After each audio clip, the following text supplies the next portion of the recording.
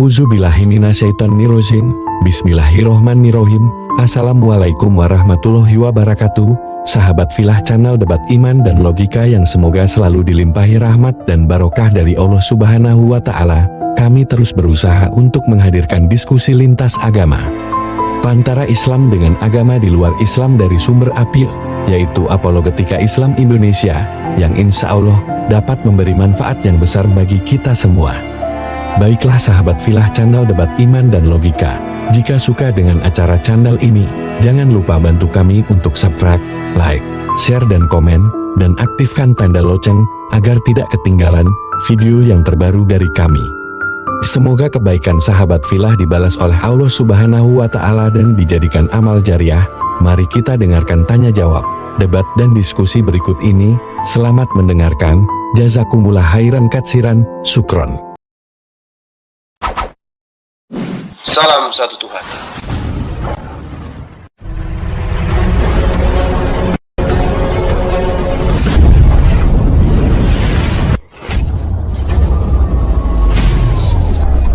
Ya, pengantar ini singkat para sahabat. Dukung semua ya sahabat-sahabat kita channel Densa News Muslim. Di like, di subscribe, di share sebanyak mungkin untuk supaya mencegah sahabat-sahabat kita di luar sana tidak terpengaruh terhadap pemurtadan. Semoga Allah memberikan selalu sikap istiqamah. Salam satu Tuhan, Allahu Akbar. Tanpa percaya Mesias, itu dibuktikan dalam kisah para rasul. Jadi ada orang yang mengusir setan, tapi maksudnya setan itu mempermainkan mereka. Jadi ini bukan soal orang Kristen sebenarnya, tetapi soal orang yang melakukan ibadahnya memakai nama Yesus, tapi ternyata mereka itu tidak percaya kepada Yesus. Oke, baik. Orang Yahudi, Pak, hari ini tidak ada yang menyembah, tidak ada yang membawa nama Yesus. Anda bisa lihat di kitab Talmud. Orang Yahudi hari ini itu tidak pernah mengenal siapa itu Yesus. Dan Yesus di dalam Matius 7 itu mengatakan pada hari terakhir. Pada hari terakhir. Berarti bukan sekarang, hari terakhir. Sedangkan hari ini saja tidak ada orang Yahudi yang memanggil Yesus Tuhan, bernubuat pakai nama Yesus, mengusir setan pakai nama Yesus. Tidak ada orang Yahudi. Hanya ada satu orang, yaitu kelompok Kristen. Dan pada hari terakhir kata Yesus, aku akan berkata kepada mereka, kalian adalah pembuat kejahatan, aku tak mengenal kamu. Nah, di hari terakhir mana ada orang Yahudi memanggil Yesus Tuhan? Sedangkan hari sekarang nggak ada, apalagi nanti di akhir zaman. Jadi yang akan melakukan pengusiran, yang akan mengalami pengusiran adalah keturunan orang-orang Kristen hari ini. Keturunan jemaah daripada Pak Pastor. Karena hanya keturunan Pak Pastor yang memanggil Yesus itu Tuhan, mengusir setan, bermujizat, bernubuat pakai nama Yesus. Orang Yahudi nggak ada, Pak Pastor. Jadi kita nggak boleh menuduh orang yang mana kita sendiri yang melakukan. Saya kira begitu. Oke, ya. Bang Zuma, untuk luruskan dulu, saya tidak ada jemaat ya. Jadi ini pengertian yang mungkin teman-teman juga bisa melihat bahwa ya kalau yang lain mungkin yang dalam tanda petik tadi pastor atau pendeta mereka mempunyai jemaat. Tapi yang saya kenal dalam Alkitab adalah yang punya jemaat itu adalah Kristus. Jadi sebenarnya tidak boleh ada orang lain yang memiliki jemaat. Kita buat aja catatan itu, Bang Suma. Nah, ini berkaitan dengan tadi orang Yahudi yang dimaksud di dalam Alkitab itu bukan maksudnya orang Yahudi keseluruhan, tapi secara nation atau bangsa memang mereka menolak Yesus. Sampai sekarang, Bang Suma, itu saya setuju. Dan mereka tidak mempercayai Yesus itu adalah Mesias karena mereka punya pandangan Mesias itu yang datang bukan sebagai yang merendahkan diri tadi, tapi Mesias yang mulia. Jadi lebih kepada pengharapan kepada kedatangan Mesias kedua kali kalau dalam catatan Alkitab. Jadi itu orang Yahudi memang mereka tidak percaya kepada Yesus. Nah, kalau tadi dikatakan orang-orang Kristen, saya juga tidak menyangkal itu bahwa praktek di dalam orang Kristen ada yang banyak melakukan yang sebenarnya yang seperti demikian. Jadi artinya bukan sebenarnya kita mau, ya saya lebih memilih begini Bang Zuma, tidak mempersalahkan kelompok manapun karena siapa yang bisa mengenal kebenaran dia melakukan. Nah, itu yang diselamatkan. Kalaupun kita misalnya mengkritik atau menyudutkan atau memang menyatakan bahwa orang ini salah, tapi kalau orang itu tidak pernah menyadari tentang kesalahannya, toh dia tetap membenarkan diri.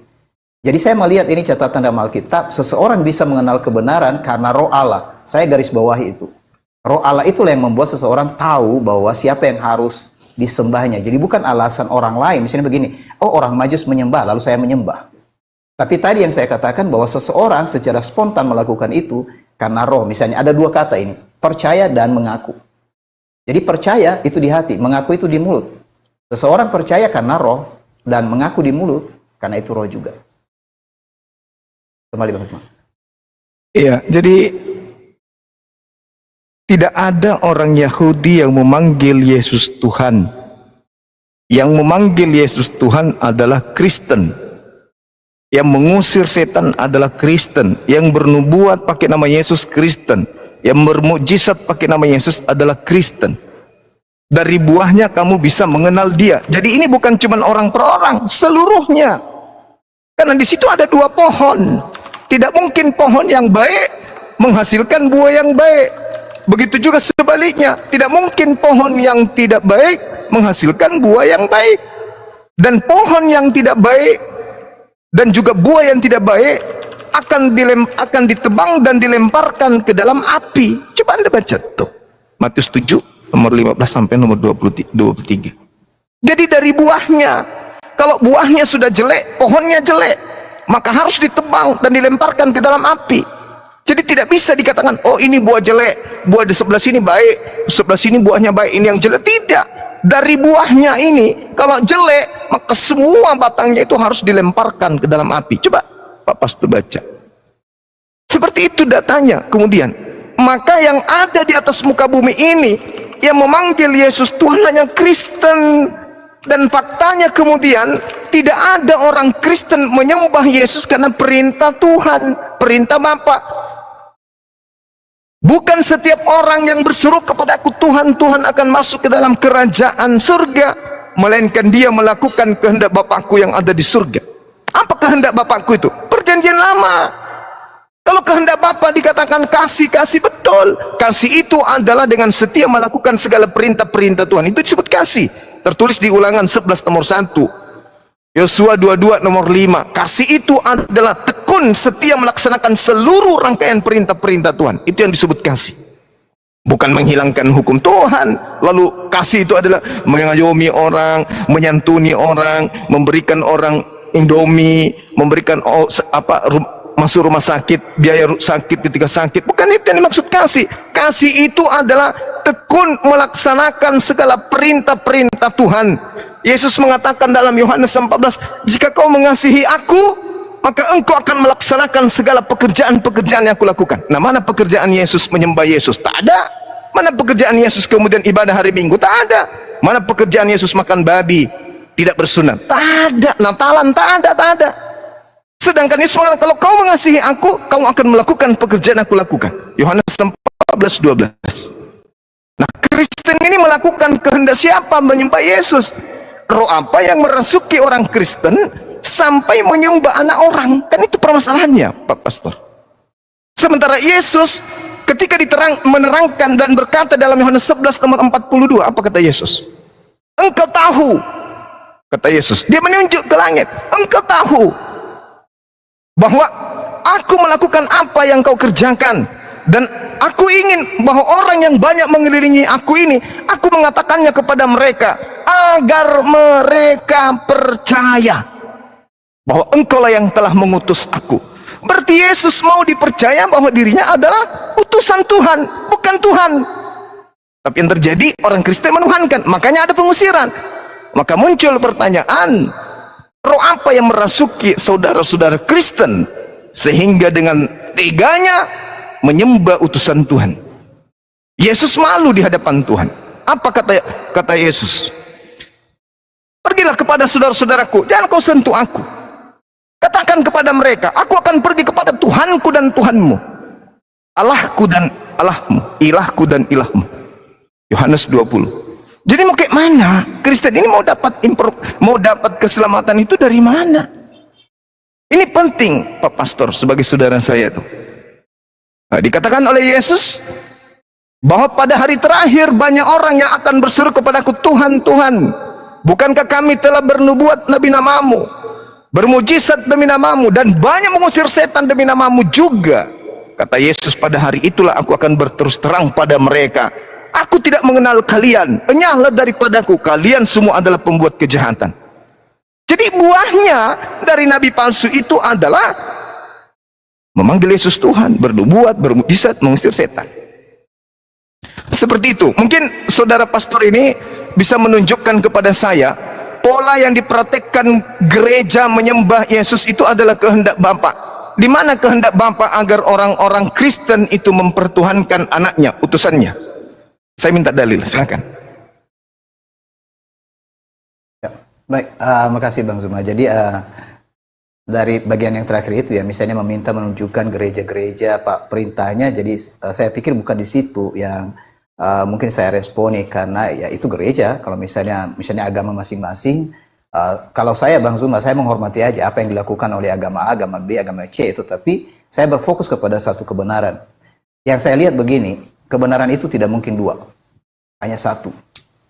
Mungkin di sini nanti kita semua teman-teman yang lain, ya di sini sebenarnya kita saling menghargai, menghormati ketika seseorang berkata ini kebenaran.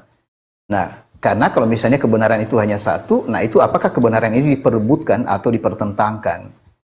Nah, mungkin itu catatan kita berikutnya kalau misalnya ini dilanjut diskusi. Tadi Bang Zuma sempat singgung tentang keselamatan, tapi saya fokus saja malam ini juga dulu tentang berkaitan dengan ketuhanan tadi. Nah, karena ada kaitannya dengan ketuhanan itu tadi, tadi kan Bang Zuma sempat melihat ini buahnya ini jelek, ini pasti dari mana gitu kan.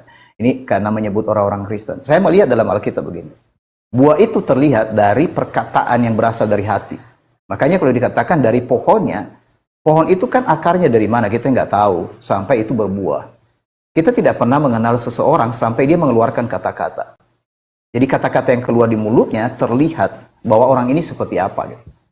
Jadi Yesus berkata, kamu berkata-kata, kelihatan kamu mengatakan semua menggunakan ayat firman Tuhan, tapi praktek perilakumu itu adalah mengapa engkau membenci orang lain.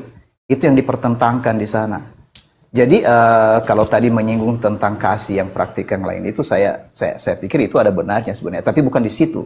Tapi soal praktek dari hati itu, apa yang terjadi di kata-kata dan perbuatan, tidak mungkin sebenarnya kata-kata dan perbuatan itu berbeda karena berasal dari sumber yang sama, hati gitu. Jadi buah itu adalah kata dan perbuatan seseorang. Nah, jadi kalau misalnya seseorang mengusir setan, nah pengusiran setan yang saya tahu dalam Alkitab itu tidak hanya dilakukan oleh murid-murid Yesus sebenarnya, tapi juga murid-murid orang Farisi.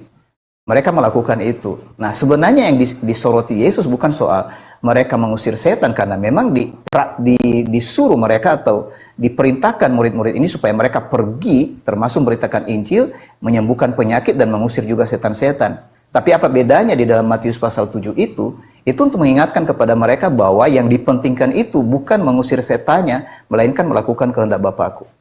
Ini sejajar juga dengan apa yang dikatakan Yesus sendiri kepada murid-murid. Jadi bukan kepada orang Farisi yang mengajarkan kepada mereka jangan bersuka cita karena kamu berhasil mengusir setan, melainkan karena namamu terdaftar dalam kerajaan sorga. Nah, di sana penekanan-penekanannya yang saya lihat Bang Zuma di Alkitab. Nah, jadi kalau misalnya pendekatan kepada Alkitab dimulai dengan penglihatan karena memang ya boleh dikatakan mengasihi Alkitab, mengasihi Kristus, berarti kan bukan karena berbeda, karena punya pandangan yang lain. Saya melihat begitu.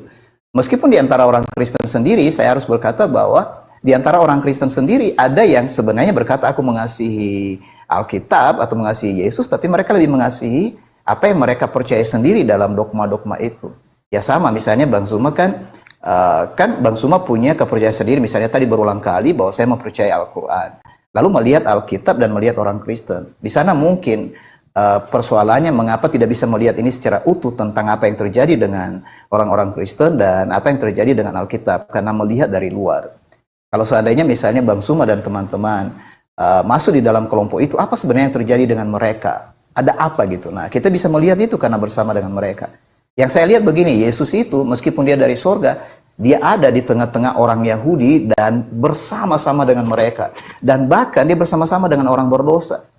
Jadi kalau dia berkata bahwa orang-orang berdosa mendahului kamu dalam kerajaan sorga, dan itu yang percaya kepadanya, ternyata mereka yang tahu banyak tentang kitab-kitab suci itu, mereka tidak dapat bagian dalam kerajaan sorga karena terlalu banyak bicara, terlalu banyak penjelasan, tapi ternyata mereka tidak ikut Yesus. Termasuk ketika Yesus berkata, kalau mau ikut aku harus engkau melepaskan segala sesuatu. Jadi fokus kepada pengikut Yesus yang adalah Mesias itu adalah mereka yang berani melepaskan segala sesuatu. Jadi itu yang saya lihat tentang aplikasi dari siapa sebenarnya pengikut Kristus itu. Jadi bukan karena mereka mengusir setan. Jadi ukurannya bukan karena praktek-praktek seperti itu. Bukan karena kegiatan ibadah, tetapi karena mereka hidup sama seperti Kristus. Demikian Bang Zuma. Makasih. Iya. Jadi ada hal menarik, Pak Pastor. Kalau kita berbicara mengenai Yesus tadi kan Bapak mengatakan berfokus kepada kebenaran.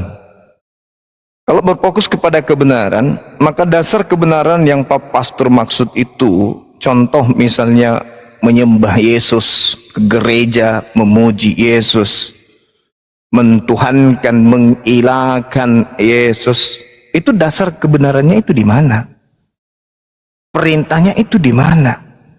Kan dikatakan dalam Matius 28 nih, nomor 20 katanya, ajarlah mereka melakukan segala apa yang perintahkan kepadamu.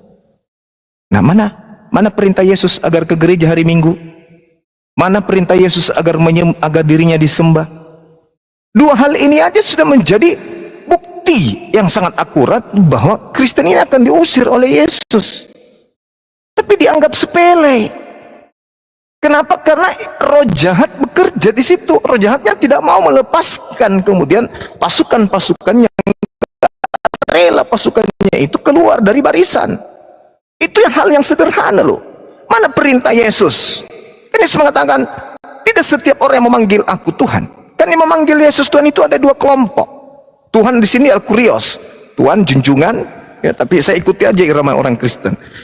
Yang pertama adalah kelompok Bani Israel, orang-orang yang bersunat. Memanggil Yesus itu Tuhan, memanggil Yesus Sayyid, memanggil Yesus itu Maran, Tuhan, Kurios, Tuhan. Itu kelompok orang Yahudi. Tetapi kelompok Yahudi yang satu ini, mereka melaksanakan segala apa yang Bapa perintahkan. Makanya dalam Matius 23 diterangkan, orang-orang Yahudi, ahli Taurat dan orang Farisi telah menduduki kursi Musa.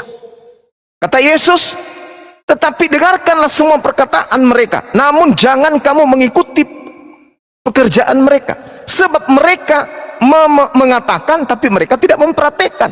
Mereka berbicara Taurat tapi mereka tidak mempraktekkan. Jangan ikuti, kata Yesus. Nah, apa bedanya dengan Kristen hari ini? Cerita tentang Torah, cerita tentang Nabi Musa, cerita tentang Elohim, cerita tentang Bapa, tapi pada praktiknya apa yang mereka lakukan? Malah disembah Yesusnya, ya kan? Malah mengimani ajaran Paulusnya. Yesus mengatakan Lukas 16 nomor 17, lebih mudah langit dan bumi ini lenyap daripada setiti hukum Taurat itu bantang. Paulus mengatakan apa? Efesus 2 nomor 15, dengan matinya Yesus di atas tiang salib, maka dia telah membatalkan hukum Taurat beserta segala ketetapan dan perintah yang ada di dalamnya. Lah, Kristen justru mengikuti Paulus. Sementara Yesus sudah menerangkan, bukan setiap orang yang berseru. Jadi kelompok satu itu berseru Tuhan kepada Yesus dalam maksud kurios. Tetapi mereka melakukan kehendak Bapa. Mereka sabat, mereka tidak makan babi, mereka sunat, mereka melakukan apa yang diperintahkan oleh Bapa dalam hukum Taurat. Kelompok yang kedua Kristen memanggil Yesus juga Tuhan, tapi ibadah mereka bukan kehendak Bapa. Agama mereka bukan melakukan kehendak Bapa. Contoh ibadah Minggu, mana ada perintah Bapa ibadah Minggu? Makan babi, mana ada perintah Bapa makan babi? Tidak bersunat, mana ada perintah Bapa jangan bersunat?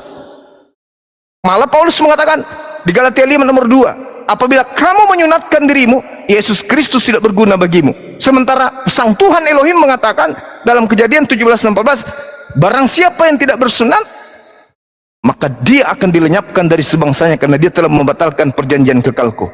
Jadi sangat bertentangan. Kehendak Bapa apa, yang dilakukan Kristen itu apa?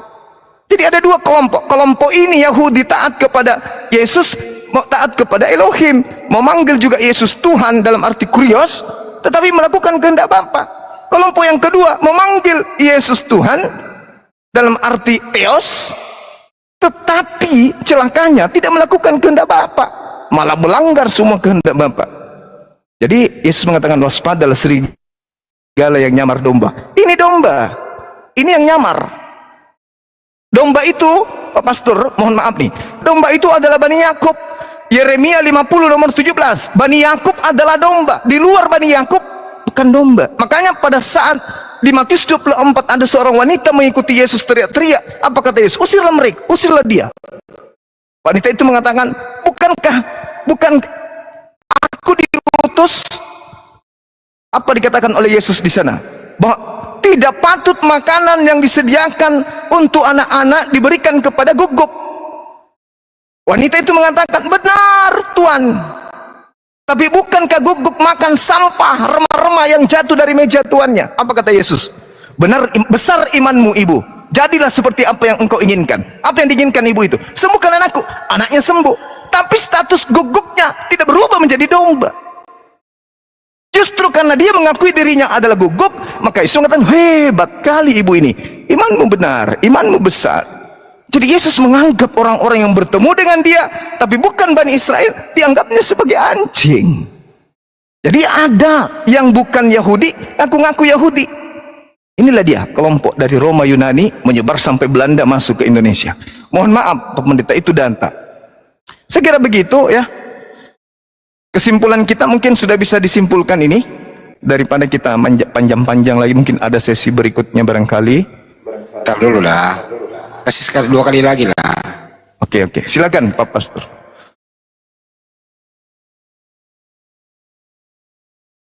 Mute-nya dibuka, Pak Pastor. Ke mute, Bang. Ya, Bang Andi izin di mute Bang Andi ya. Bang Zuma ya. Oh, kan. Izin Kena report Bang Joma. Ya, kena Bang Zuma. Tunggu aja dulu Pak Pendeta ya. Ya, sedikit aja saya sampaikan Bang Fandi sebelum diakhiri ya. Jadi ada banyak yang disampaikan Bang Zuma, nggak mungkin saya respon semua ya. Tapi Cek. Saya juga turun ya, enggak ya? Enggak ada Bang Andi. Iya, kalau saya turun juga di sini nggak apa-apa. Enggak, izin Pak Pastor. Sebelum itu izin ya teman-teman ke band Bang Zuma nanti naik kembali. Kalau bisa ditunggu dulu Pak Pastor ya, baru Pak Pastor narasi gitu. Oh begitu, oke, baik. Ya, nanti kan bisa, kita kan nanti setelah ini masih ada sesi-sesi selanjutnya. Ini diskusi terbaik ini kalau menurut saya Pak Pastor. Baik kan, makasih. Ya, Nah, ini ada Bang Zuma. Ya, silakan.